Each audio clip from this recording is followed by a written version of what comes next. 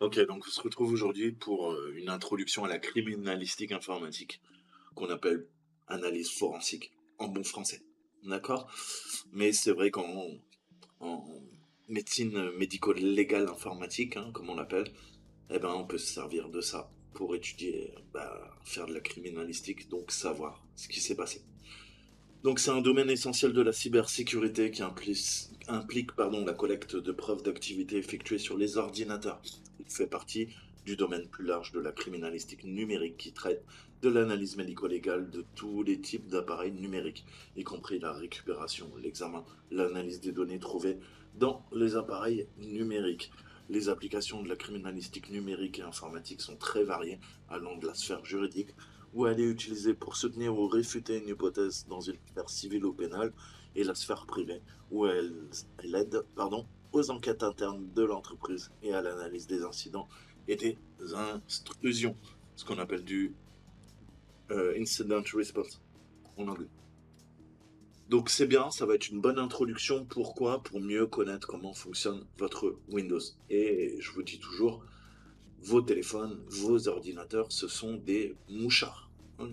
Ce sont des mouchards parce que si vous ne savez pas comment ils fonctionnent, vous ne savez pas en fait les traces que vous laissez dessus et comment on peut vous espionner. Donc là, on va se mettre dans la peau d'un enquêteur, hein, de la police, et essayer de comprendre. Hein. On va faire un petit scénario. On a un tueur en série BTK. Sympa. Blind Torture Kill. Ah ouais, il était sympa ce monsieur. Bon, je vous mettrai en description. Je ne connaissais pas Monsieur BTK, qui a vraiment une bonne tête. On dirait le gars de Breaking Bad. Monsieur White. Donc cette affaire, si on doit parler de BTK, c'était un tueur en série américain, et ce qu'on appelle un cold case. Hein, c'est les cas qui n'ont pas été... les crimes qui n'ont pas été élucidés. Et donc elle est restée froide, entre guillemets, plus d'une décennie, lorsque le tueur a commencé à narguer la police en envoyant des lettres. L'affaire a pris une tournure majeure lorsqu'il a envoyé une disquette à une station de nouvelles locales, enfin de journaux locaux, de radio locales, et qui a été amenée en tant que preuve à la police. Et la police a pu récupérer un document Word supprimé sur cette disquette et utiliser les métadonnées d'autres preuves qui ont permis de le localiser et de l'arrêter. Ah, c'est incroyable, non? Donc Microsoft Windows est dans l'ensemble le système d'exploitation le plus utilisé en ce moment. Hein. Les utilisateurs privés et les entreprises le préfèrent. Il détient actuellement 80% de la part des marchés de bureaux. Je vous ai dit côté serveur, par contre c'est l'inverse. Hein. Les trois quarts, c'est du Linux. Donc cela signifie qu'il est important de savoir comment effectuer une analyse médico-légale sur Microsoft Windows pour une personne intéressée par la criminalistique numérique. Dans ce module, nous allons apprendre davantage sur les différentes façons dont nous pouvons collecter les données médico-légales à partir du registre Windows et tirer des conclusions sur l'activité effectuée sur un système Windows en fonction de ces données. Donc ça va être cool parce que vous allez voir en même temps les traces que vous laissez sur votre ordinateur. Donc les artefacts, on appelle ça des artefacts. Hein. Les artefacts, c'est toutes les preuves que va laisser une activité humaine sur un ordinateur. Ça peut être sur le disque dur, ça peut être en mémoire, ça peut être dans le système de fichiers, au niveau du système d'exploitation, du processeur, etc., etc. Donc lorsque vous effectuez une analyse médico-légale, vous entendrez souvent le mot artefact. Les artefacts médico-légaux sont les éléments d'information essentiels qui fournissent des preuves de l'activité humaine. Par exemple, lors de l'enquête sur une scène de crime, les empreintes digitales, un bouton cassé d'une chemise ou d'un manteau, les outils utilisés pour commettre le crime sont tous considérés comme des artefacts médico-légaux, qui vont permettre de déterminer, comme on dit, le modus operandi, la façon d'opérer. Tous ces artefacts sont combinés pour créer l'histoire de la façon dont le crime a été commis. Voilà, exactement. En informatique judiciaire, les artefacts médico-légaux peuvent être des petites empreintes, ce qu'on appelle du fingerprinting, au niveau de l'activité, laissées sur le système informatique. Sur un système Windows, les actions d'une personne peuvent être retracées avec assez de précision à l'aide de la criminalistique informatique en raison de divers artefacts qu'un système Windows crée pour une activité donnée. C'est comme ça qu'on vous espionne. Ces artefacts résident souvent dans des endroits où les utilisateurs normaux ne s'aventurent généralement pas. Pour nos besoins, ces artefacts peuvent être analysés pour fournir l'essai d'activité pour une enquête. Donc plutôt le compte-rendu, l'analyse, la synthèse au niveau d'une enquête. D'accord? Donc typiquement, si vous faites des crimes informatiques, on va récupérer votre ordinateur et on va le passer au peigne fin. Ok? Nous en France, on a la police scientifique qui s'occupe de faire ça. D'accord? Ils ont des experts en analyse médico-légale, en forensique, qui vont justement démonter votre PC de A à Z et récupérer les données, faire un clone et travailler dessus. Voilà. Donc un système Windows garde une grande partie de l'activité de l'utilisateur, comme je vous disais. Tout ça est suivi à des fins malveillantes, ou y a-t-il une autre raison à cela? Comme nous le verrons dans cette salle, les composants du système de fichiers que les experts en criminalistique considèrent comme des artefacts proviennent principalement des efforts de Microsoft pour améliorer l'expérience de l'utilisateur. Oui, bien sûr. Oui. Bien sûr que Windows n'a pas fait ça à dessein pour faciliter le travail des agences de renseignement et de la police. Ne voyez pas le mal partout, voyons. Plus sérieusement, en supposant que la même version que Windows est installée sur un système, à l'exclusion des actions effectuées lors de l'installation, l'expérience prête à l'emploi est similaire pour tous les utilisateurs. Cependant, avec le temps, chaque utilisateur personnalise son ordinateur en fonction de ses préférences. Ça, vous le savez. Votre ordinateur, après quelques années d'utilisation, si vous ne vous êtes pas chopé un virus et vous savez parfaitement l'entretenir, il n'a plus rien à voir avec le système d'exploitation que vous avez installé. Vous avez installé, je sais pas, des centaines, voire des milliers d'applications. Ça dépend, encore une fois, de l'utilisation de ce que vous en faites. Donc les préférences incluent la disposition et les icônes de bureau, les signer dans le navigateur internet, le nom de l'utilisateur, l'installation de différentes applications, la connexion à différents comptes pour chacune de ces applications et aux autres comptes à l'aide du navigateur internet.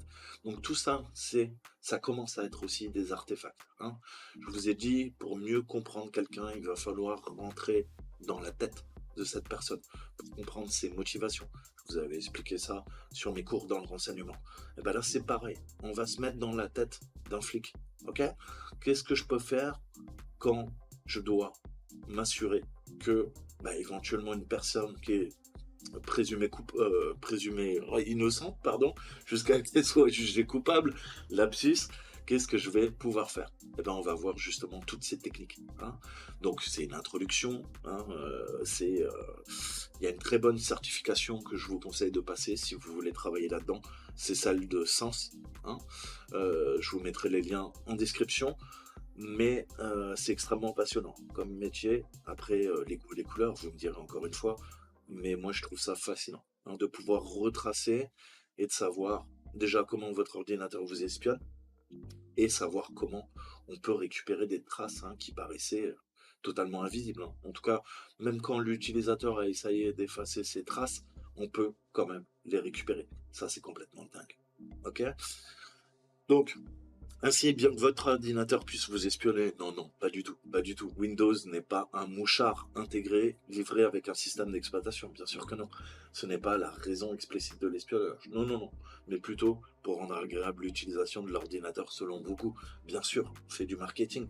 Ces mêmes informations sont utilisées par les enquêteurs médico-légaux pour effectuer des analyses médico-légales. Au fur et à mesure que nous nous déplacerons dans cette salle, on va faire l'exercice ensemble. Nous verrons que Windows stocke ces artefacts à différents emplacements dans le système de fichiers, qu'on appelle le FS, File System. Par exemple, dans le registre, vous savez qu'il y a les clés de registre. À chaque fois que vous installez une application ou que vous modifiez un paramètre au niveau du système d'exploitation, très souvent, ça se passe via le registre. Je vous ai parlé un peu du bas niveau maintenant. Dans le registre, vous allez voir que vous avez quoi? Vous avez tout simplement des clés de registre en 32 bits et des clés de registre en 64 bits. C'est-à-dire que vous avez du D-Word et vous avez du Q-Word, Quad-Word, des quads, comme je vous l'avais dit. Et ça fait référence un peu au cours que je vous ai donné d'introduction à l'assembleur. Donc on retrouve ces longues, on retrouve ces D-word, c'est Q-word. Donc le répertoire de profil d'un utilisateur, également, c'est important, puisqu'on a tous un répertoire de profil utilisateur en fonction de notre nom, des fichiers spécifiques à l'application, etc., etc. Donc on va essayer d'en apprendre davantage sur le registre Windows, comment il fonctionne, et ça va nous aider naturellement à l'analyse médico-légale, et ça nous sert en administration système pour régler, affiner, hein, sécuriser, modifier les entrailles de la bête, hein. C'est vraiment, c'est le nerf de la guerre, le registre Windows. Quasiment tout se passe sur le registre Windows.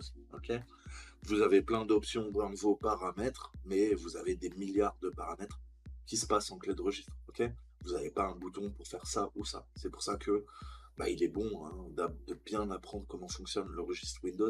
Ça vous servira toute votre vie. Pardon.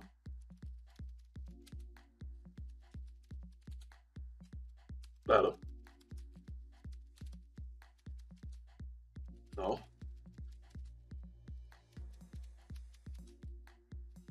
Ah, Windows Microsoft. Pardon. C'était compliqué comme question. On s'y perd en ce moment. Donc, quel est le terme utilisé pour définir un élément de preuve de l'activité humaine? On parle d'artefact. Excuse me, sir? Artefact, c'est en français artifact. Artifacts.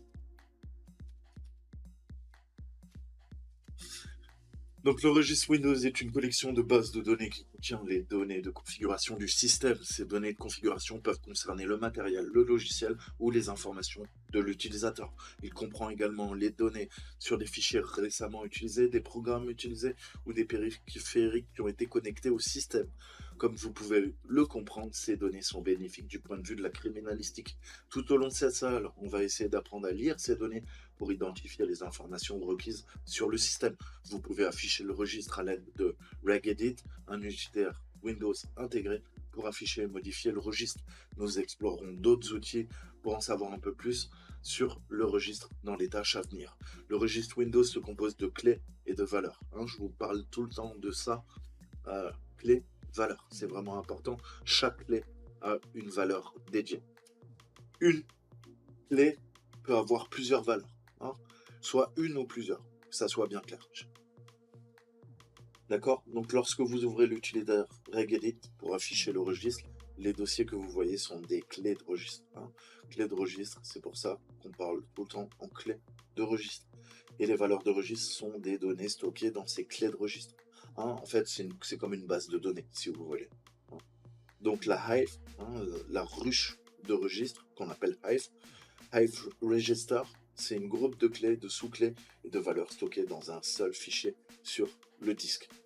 Donc ça, c'est vraiment important. Alors, on va voir un petit peu la structure du registre. Ça, il faut l'apprendre par cœur. Vous avez d'abord... Alors, on fait des abréviations. Vous verrez tout le temps HKLM. HKLM, c'est H, Hive, Key, Local, Machine. D'accord? HK, c'est U. Hive, Key, Current User, etc., etc. Donc, on a l'utilisateur courant. Les autres clés de ruche utilisateur, ce qui se passe sur la machine locale, c'est-à-dire votre ordinateur, les classes au niveau du root, donc de la racine, et les fichiers de configuration courant. Alors, comment on fait ça? Vous pouvez faire la touche Windows de votre clavier et R pour faire le run, ok, exécuter en bon français, ou vous faites, là je suis sur Linux, je peux pas vous montrer, mais vous faites clic droit sur le menu démarrer et vous faites exécuter, d'accord? Clic droit, pas clic gauche. Donc vous arrivez là-dessus, et vous allez lancer reg comme register, donc registre, et edit comme éditeur de registre, ok? Maintenant vous savez. Donc on arrive là-dessus, Registry Editor, et donc là vous avez File, Edit, View, Favorite, Help, mais surtout on se sert donc de ça. Ça va nous permettre de nous balader, et c'est pour ça qu'on parle de racine. Puisqu'on part de computer, ça sera tout le temps votre ordinateur, et après on va se balader de clé en clé, de répertoire, d'arborescence en sous-arborescence. D'accord? Et vous pouvez également modifier là. Le HKey Local Machine Security, vous pouvez taper avec votre clavier ce que vous voulez. Donc, si vous recherchez une clé, par exemple, vous pouvez faire un copier-coller d'un site web et la rentrer directement, CTRL-C, CTRL-V, entrer, et ça va dérouler, et vous allez vous retrouver avec la clé qui vous concerne. Donc, une clé, c'est comme ça. On a le nom, tout d'abord. Ensuite, on a son type. Et ensuite, on a la valeur. D'accord? Vous aurez toujours ces trois sections. Et après, au niveau du nom, vous allez voir, ça diffère un peu. Et bon, pareil, on a, j'ai pas envie de vous dire de bêtises, mais on a 4 ou 5 types de clés. On verra plus tard. Donc on voit les clés racines hein, dans le volet de gauche. On parle de route d'arborescence. Comme je vous le disais, qui affiche les clés de registre incluses et les valeurs de clés sélectionnées qui sont affichées dans le volet droit. Hein, droit, gauche. Vous pouvez cliquer sur le bouton droit sur la valeur affichée dans le volet droit et sélectionner les propriétés pour afficher les propriétés de cette valeur.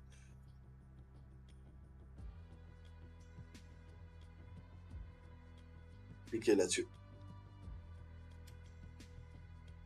Donc, on va voir comment Microsoft définit chacune des clés racines, donc qu'on appelle HK root key. C'est pour ça que je vous ai dit root. On va voir après, mais c'est les clés. Hein. Les root keys, c'est les clés de registre racines. Alors, le premier dont je vous ai parlé, c'est le HKCU.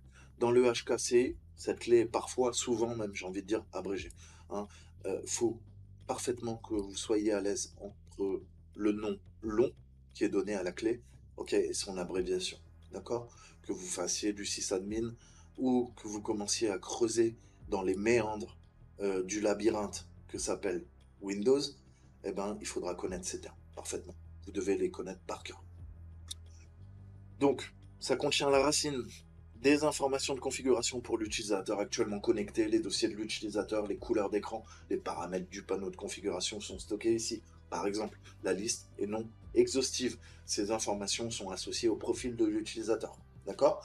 Et on l'abrège HKCU pour HKey Current User. Vous l'avez compris. Ensuite, les utilisateurs. Dans celle-ci, HKey Users, on va avoir tous les profils d'utilisateurs activement chargés sur l'ordinateur. Extrêmement puissant, extrêmement intéressant, puisque si jamais un pirate a éventuellement créé un compte hein, et s'est connecté à votre machine, eh ben, il devrait y avoir des traces, des artefacts. Hein. Donc, tous les profils utilisateurs chargés sur l'ordinateur, HKey Current User est une sous-clé de HKey Users. Alors, vous voyez, ce principe, hein, je vous dis, on part d'une racine, on a une clé, on va avoir deux sous-clés, ces sous-clés peuvent avoir d'autres sous-clés, etc., etc. D'accord? Donc là, on parle de HKU, hein, en abrégé, pardon. Le HKey Local Machine, donc, comme son nom l'indique, hein, ça contient les informations de configuration propres à l'ordinateur. Hein, ce qu'on appelle la LM, c'est la Local Machine, c'est votre ordinateur. Et cette clé est abrégée HKLM. Alors, software, c'est une sous-clé. Hein, au niveau de la syntaxe, vous allez le voir tout le temps. Quand vous allez vous balader là-dedans, on a tout simplement. Alors, est-ce qu'il y a l'exemple là? Est-ce que je peux vous le montrer? Dans HK Local Machine, j'ai quoi? J'ai software. Hein, donc on voit bien hein, ce principe d'arborescence, de tri, d'arbre. Ok. Là, je suis à la racine et après je vais développer. Ça va également se développer. Hein. C'est le principe d'indentation, comme en programmation. Ok. En programmation, vous le savez pourquoi on fait cette indentation. Bah, c'est un peu pareil en fait, pour savoir où on est en fait. Plus je suis à droite, plus je suis en bas niveau, au niveau de ma hiérarchie, ok. Et plus je suis à gauche, plus je suis au top, hein, tout en haut de mon arborescence, d'accord? C'est ce principe que vous avez dans Windows, hein, partout, vous avez qu'à ouvrir votre gestionnaire de fichiers, c'est ce principe. Vous commencez, vous êtes sur ces deux points. Après, vous allez aller dans Windows. Dans Windows, vous allez dans Système 32, etc., etc. Vous avez compris où je veux en venir. Donc, on le note avec un anti-slash, hein, software. Donc là-dedans, on a les informations stockées qui garantissent que le programme correct s'ouvre lorsque vous ouvrez un fichier à l'aide de l'explorateur Windows. Cette clé est parfois abrégée en HKCR. D'accord?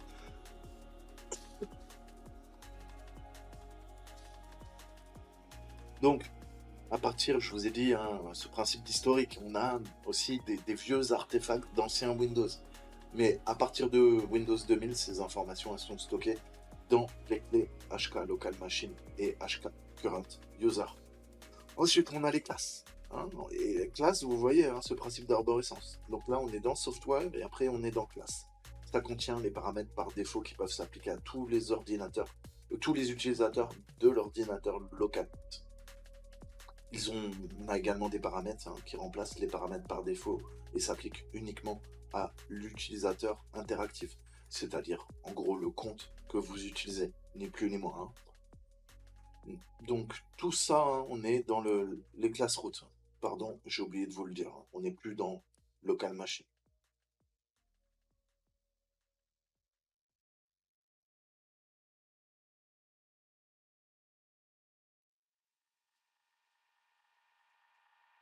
Donc vous voyez que HKey classes route, hein, on a beaucoup de choses dedans hein, qui viennent s'intercaler.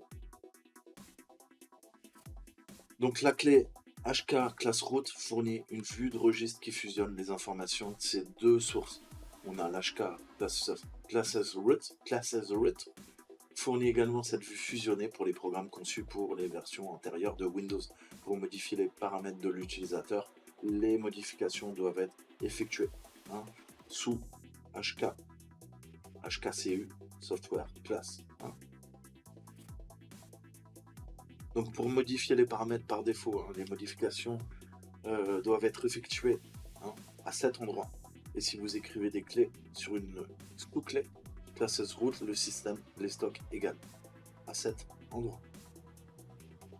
Alors si vous écrivez des valeurs hein, dans une clé dans HKCR hein, et que la clé existe, eh ben, elle sera stockée à cet endroit. Et si elle existe déjà, pareil, le système il stockera l'information au lieu de la mettre à cet endroit-là. D'accord?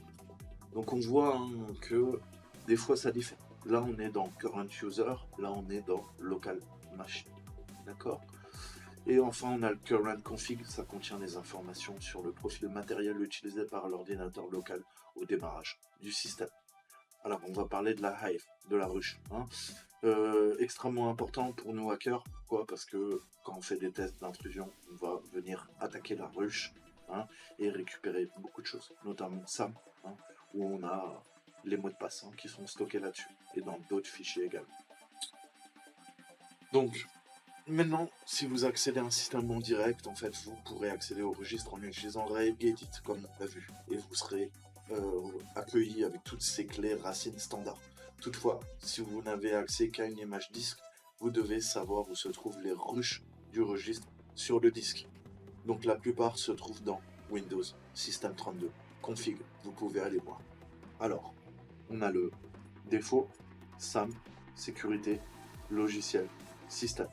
Donc en bon anglais, on a le HK user default, ok.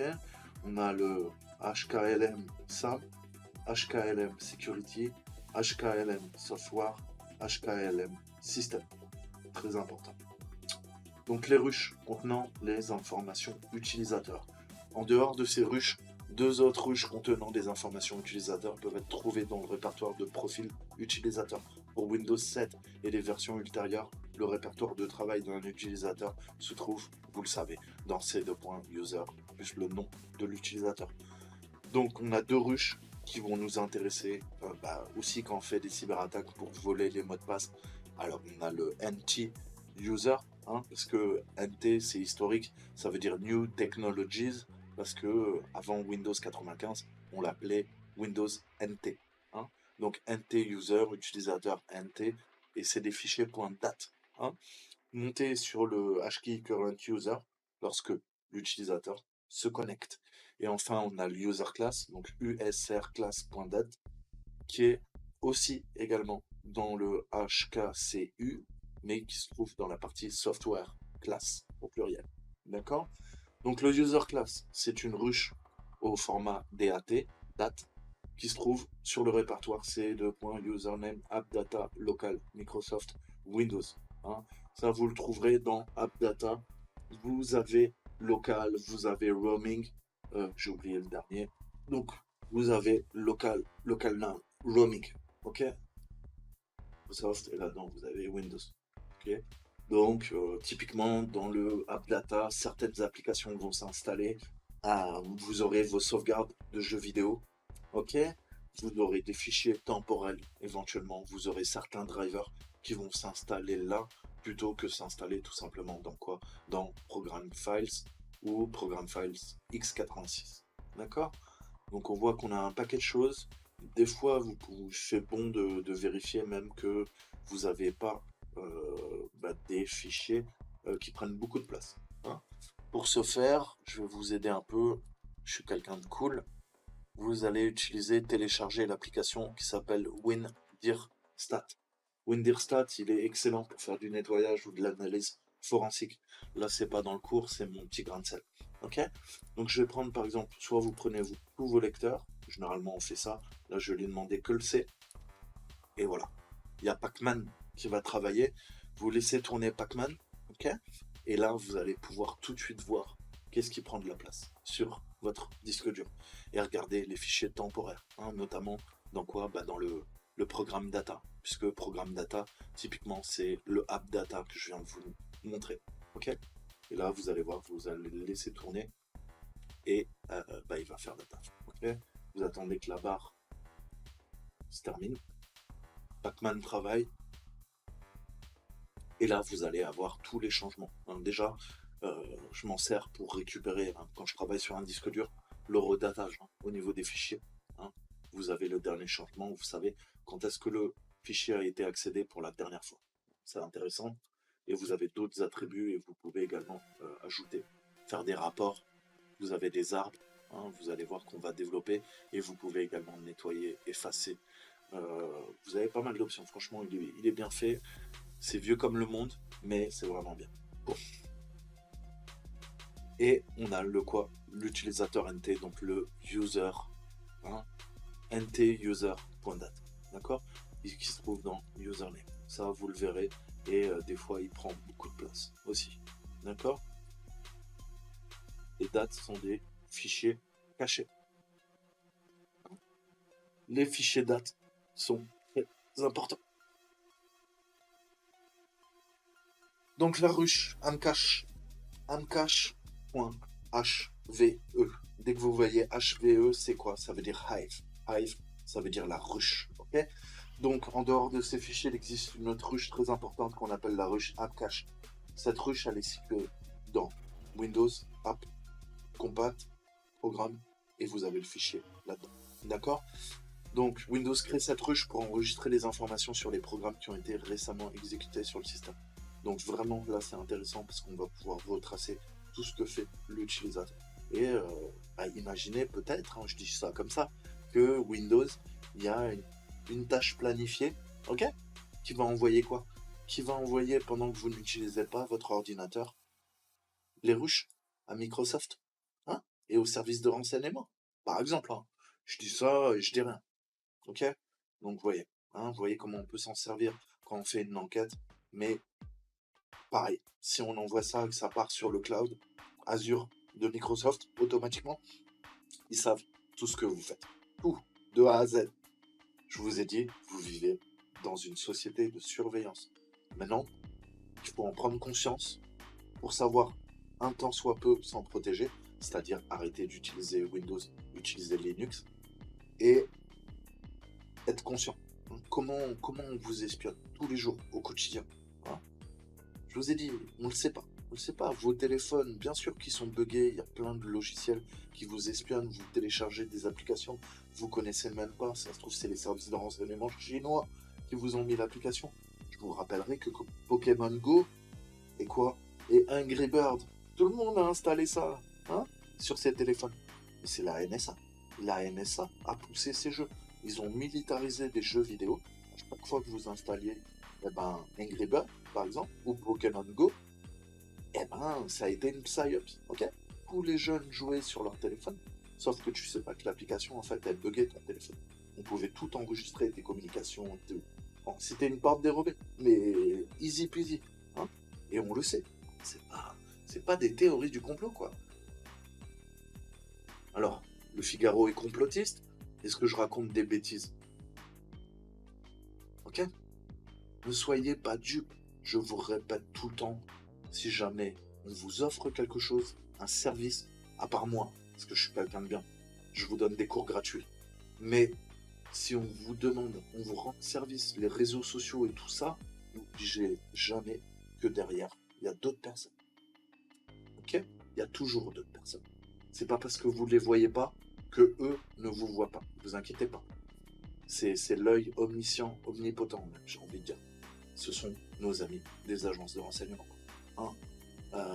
Et voilà, la NSA a exploité Angry Birds et d'autres applications mobiles comme Pokémon Go. Donc je vous ai dit, si c'est gratuit, c'est vous le produit. Ok, c'est vous le produit. Et depuis Snowden, j'espère que vous vous êtes réveillés. Vous avez compris que vous vivez dans la matrice. Ok? Moi, j'essaye tous les jours de vous secouer. Hein? Sortir de votre torpeur intellectuelle. Ok? Vous dire le monde que tu connais, bah ça se trouve, tu as une vision qui n'est pas objective du monde réel. Hein? Si on doit parler un peu philosophie, je vous redirige tout le temps vers l'allégorie de la caverne de Platon. Hein? La caverne de Platon, ce sont ces hommes enchaînés dans une caverne et on leur projette, hein, il y a une flamme dans leur dos, ils ne peuvent pas se retourner et il y a leurs maîtres qui leur font des jeux d'ombre et ils voient les ombres projetées contre la caverne, le mur de la caverne, et ils pensent que c'est ça la réalité, c'est ça le monde réel. L'allégorie de la caverne de Platon, c'est qu'un jour, un des esclaves, et vous êtes des esclaves, vous êtes des esclaves. Tant que vous n'avez pas compris, vous êtes des esclaves. L'esclave s'échappe, il voit ses maîtres, il voit les jeux d'ombre, il voit la flamme, et puis au bout du tunnel, il sort de la caverne, et là il voit la lumière, pour la première fois. Il sent les odeurs, ça sent les arbres, la forêt, la végétation, le bruit de l'eau, les rivières, les animaux, la faune, la flore, le ciel bleu. Tout ça, c'était un monde qu'il ne connaissait pas. Sa seule réalité, il est né enchaîné, il allait finir sa vie enchaîné. La seule réalité qu'il connaissait, c'était ces jeux d'ombre projetés sur le mur de la caverne. Ça, c'est l'allégorie de la caverne d'eau. Ok? Vous êtes ces enfants qui êtes nés esclaves et on vous projette une réalité.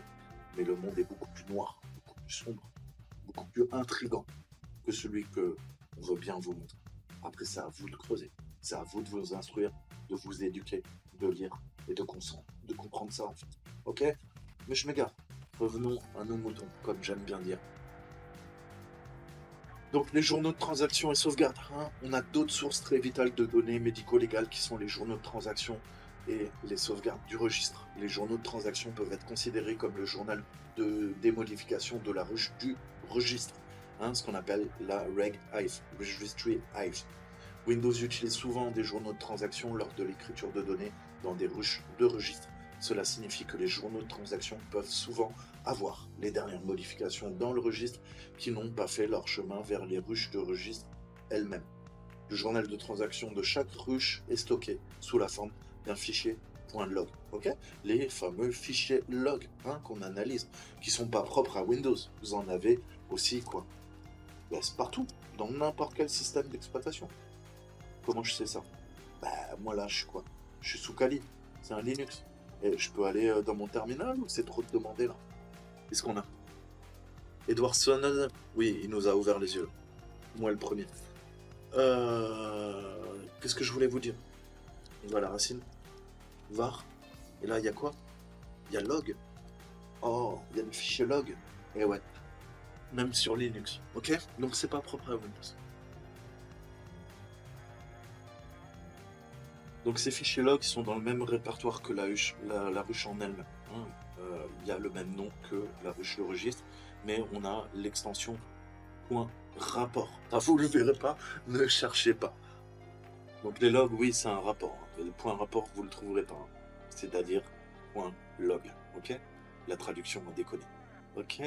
Donc c'est un point log, vous verrez tout le temps les fichiers log. Donc par exemple, on a le journal de transaction de la ruche SAM qui se trouve dans Windows System 32 config avec des noms de fichiers qui s'appellent sam.log. Parfois, il peut également y avoir plusieurs journaux de transaction.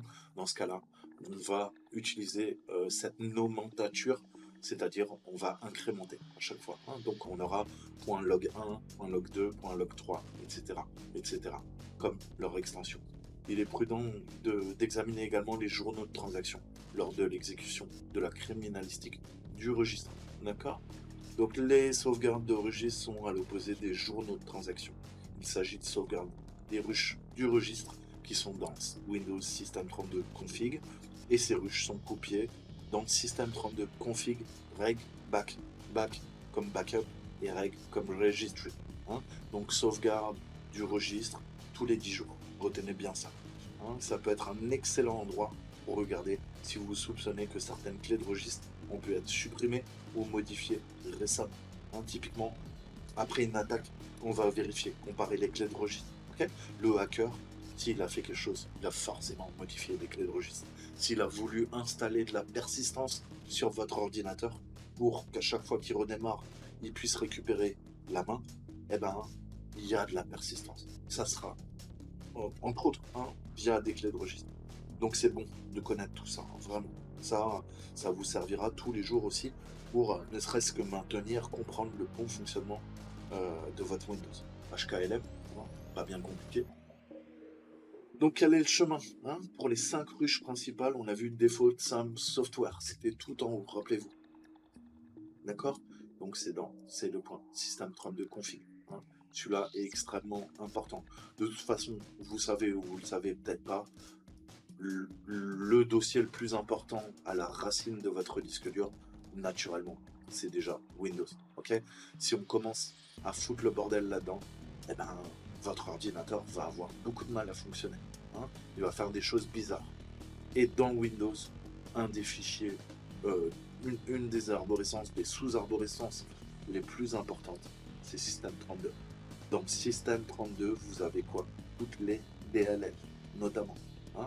Vous avez tous les programmes natifs de Windows.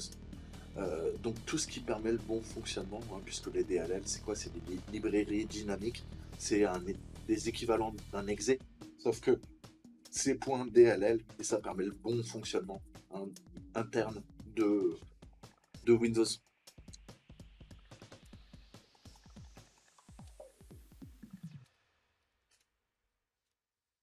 Et l'AM cache, on l'a vu tout en haut, enfin tout en bas, pardon. Et ici, c'est le fameux fichier HVE, app, compat, programme, et c'est l'embêté. D'accord?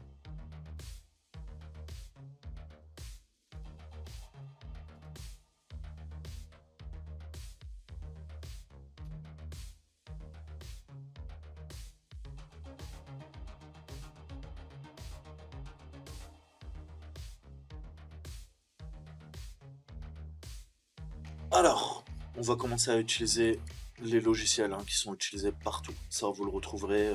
Je peux vous donner quelques petits exemples. Le FBI utilise Scape.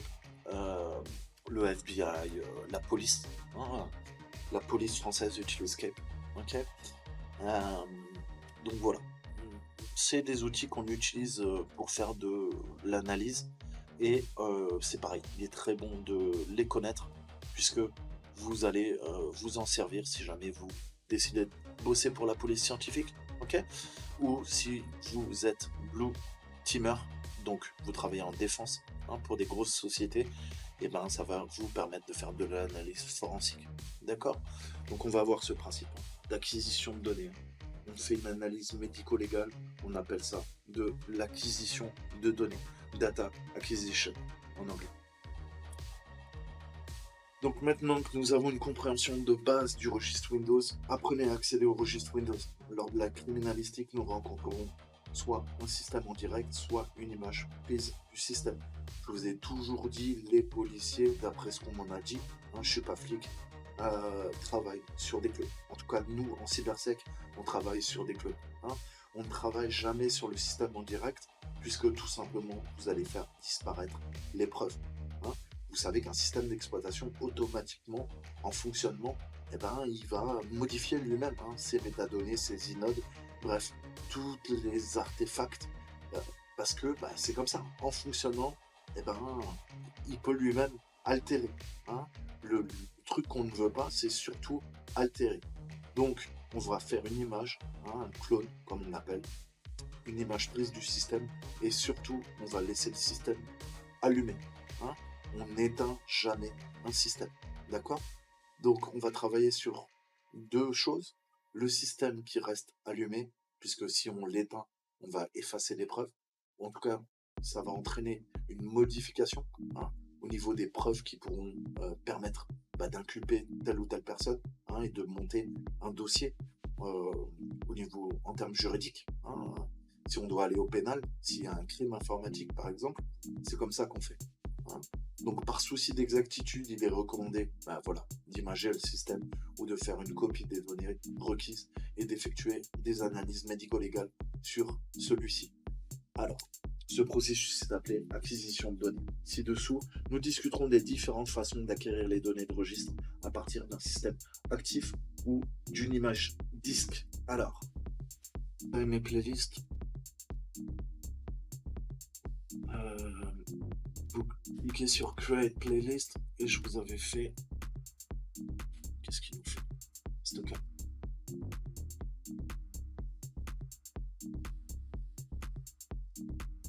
Matos, écoute, forensique, il n'y en a pas beaucoup, je vous en retrouve, mais voilà ce qu'on utilise. Ok, ça va, c'est ce qu'on appelle un write blocker hardware, donc de façon logicielle. Techniquement, qu'est-ce qu'on va faire? On va récupérer le disque. Vous savez qu'un disque, avant on était en quoi? En PATA, PATA, c'était la connectique qu'on appelle IDE. Maintenant on est en SATA. En SATA, on a différents types de SATA, SATA 1, SATA 2, la dernière norme c'est la 3 je crois. Et vous avez donc, grosso modo, voilà comment ça se passe. On a un câble SATA qui va permettre la connectique et on a un autre câble SATA qui va permettre l'alimentation. D'accord? Et là, vous pouvez alimenter, là c'est via une prise Molex, ok, avec 3 pins, rouge, noir, jaune et la connectique. Donc techniquement, qu'est-ce qu'on va faire? Eh ben, on va brancher, ok, la nappe pour l'alimentation et la connexion, le bus de données, et on va le relier à cet appareil. Cet appareil, qu'est-ce qu'il fait? Il va empêcher les opérations de quoi? Eh ben, d'écriture sur le disque. Il l'interface. Après, on a d'autres câbles qui sortent de là. Donc, on interconnecte le disque dur de la cible avec cet appareil. Et cet appareil, on le branche à notre ordinateur. PC portable ou dans le FBI et tout ça, ils ont des stations de travail. Je vais essayer de vous en trouver quelques petites photos. Donc ça vaut des milliards, c'est extrêmement cher, mais c'est comme ça qu'on travaille dans la police scientifique. Data Acquisition Workstation, donc c'est des machines qui valent entre 15 et 100 000 euros. C'est un truc assez dingue. Donc ça, c'est carrément dans des laboratoires, mais sinon, vous voyez, c'est des gros portables comme ça. Vous voyez? Donc après, on peut faire de l'analyse de signaux, etc., etc. C'est vraiment, c'est extrêmement vaste. Là, nous, on fait la partie OS, mais après, vous pouvez faire du SIGINT, du Signal Intelligence, et analyser concrètement les signaux pour détecter des traces de compromission, de l'espionnage, etc., etc. Donc il y a beaucoup de types de stations qu'on utilise, mais généralement c'est des gros PC portables ou des grosses tours de fou furieux. Okay, c'est le recycle.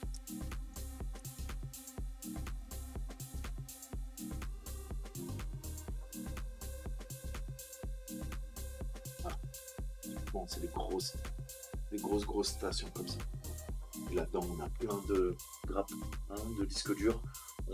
C'est du hot swap, donc on peut mettre directement le disque dur du suspect on le met dedans et naturellement, il y a des protections pour empêcher l'écriture, uniquement la lecture.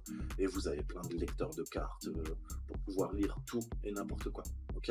Et après, là-dedans, vous ne le voyez pas, mais il y a un, 2, 3, 4 processeurs et on a des cartes graphiques, hein, des GPU pour analyser en fait, voire même casser, faire de la crypto, casser les chiffrements et tout ça. On peut faire plein de choses avec ces stations qui coûtent extrêmement cher.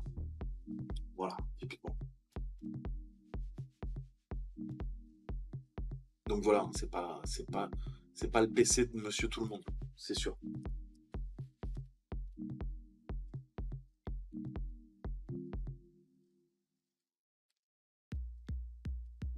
Vous voyez, vous avez plein de rangements.